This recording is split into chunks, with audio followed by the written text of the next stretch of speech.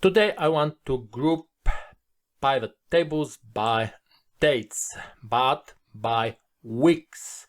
So to do it, I just have to right click any date, even grouped one, then go to group options and select any other position, only days. I need to select only days, then write number of days as 7, so a week, and then I have also remember from what day of the week I want to start. So I want to start from the Monday, and the first Monday in my example is the 3rd of January 2022, and now I can press OK, and I have groups by weeks, 7 days from one day to another date.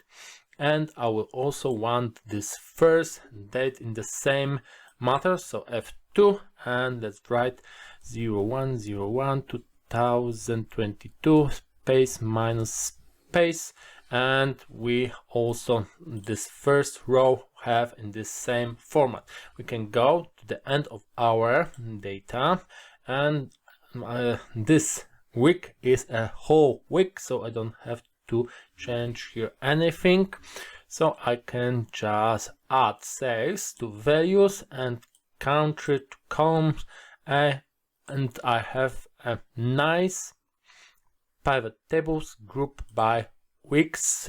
But one more thing, in the header I have row labels because my table is in report layout compact form.